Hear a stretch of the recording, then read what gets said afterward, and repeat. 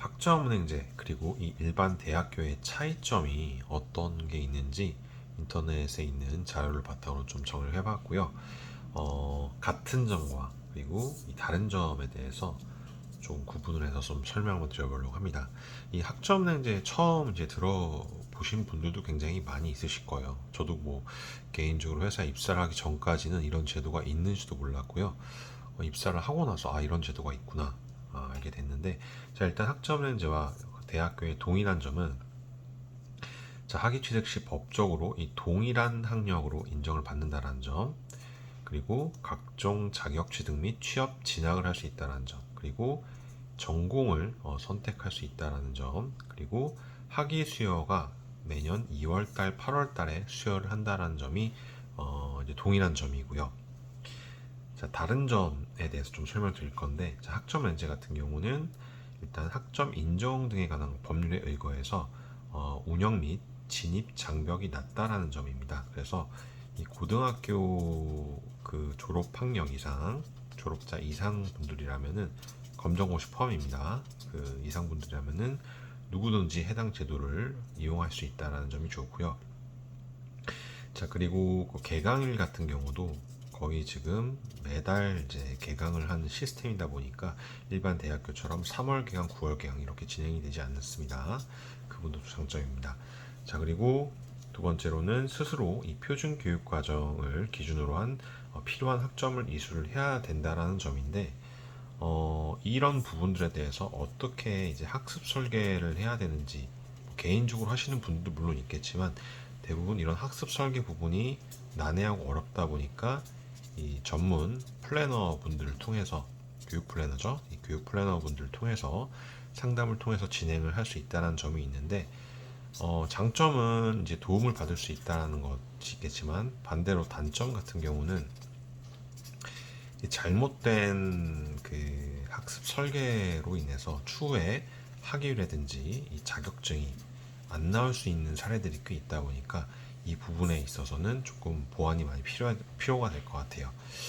자, 그리고 세 번째로는 다양한 학점 취득 방법이 있다라고 했는데, 뭐 현재 이제 온라인 수업을 통해서, 오프라인 뭐 수업을 통해서 그 학점을 취득하는 방법이 있고요.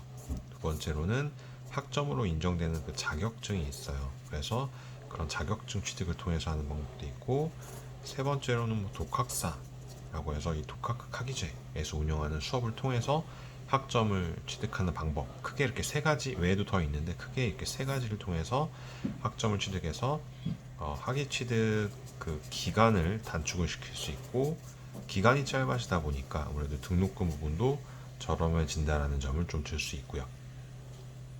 자, 그리고 전문학사, 학사, 전문학사 타전공, 학사 타전공 과정이 있고요.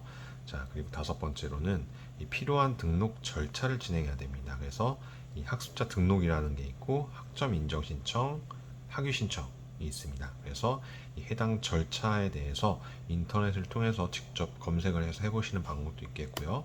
이 플래너 분들을 통해서 도움을 받아보시는 부분도 가능할 것 같습니다. 자, 그리고 등록에 따른 수수료 부분이 발생을 하게 되는데, 자, 학습자 등록 4,000원, 학점 인정 1,000원, 요거는 누구든지 이 학점행 제도를 이용하시는 분들은 들어가는 거라고 보시면 될 것 같고요. 이 학습자 등록 같은 경우는 어떻게 보면 대학의 그 이제 입학금 개념으로 해서 보시면 될 것 같아요. 그래서 큰 비용이 들어가시는 건 아니고, 자, 학점 인정이 1,000원씩 들어가는데, 예를 들어서 2년제 같은 경우는 80학점이니까 추후에 8만 원, 4년제 같은 경우는 이제 140학점이 필요하니까 14만 원, 이렇게 추가적인 비용이 들어간다는 점 참고를 해 보시면 될 것 같습니다.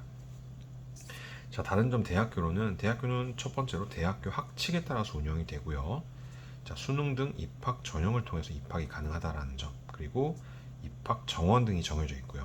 그리고 네 번째로는 학교에서 제공하는 이 교육 과정에 따라서만 수업을 진행을 해야 된다라는 점, 그리고 여섯 번째로는 다섯 번째로는 학칙에 따라서 학점 교류가 또 가능하다라는 점도 있고요. 부전공, 복수전공 과정이 있고요. 그리고 입학금을 내는 게 있고, 등록금을 납부를 하셔야 되고, 학기마다 캠퍼스가 있다는 점이 가장 크겠죠, 뭐 어떻게 보면은. 그리고 입학 졸업 개념이 있으며 졸업 연한에 정해져 있다는 점, 네, 학점연제는 졸업연이 정해져 있지 않다 보니까 기간에 상관없이 일정 학점만 이수하게 되면 자격증이나 학위가 나온다는 점을 좀 줄 수 있습니다. 자, 오늘은 학점연제 그리고 대학교의 동일한 점과 다른 점에 대해서 조금 정리를 해보는 시간을 가져봤고요.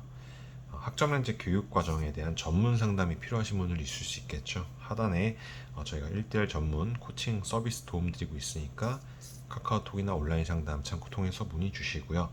자, 추가적으로 협찬입니다. 지금 취업에 도움이 되는 90개 자격증 교육 컨텐츠 저희가 지금 무료로 수강할 수 있도록 도움드리고 있으니까요.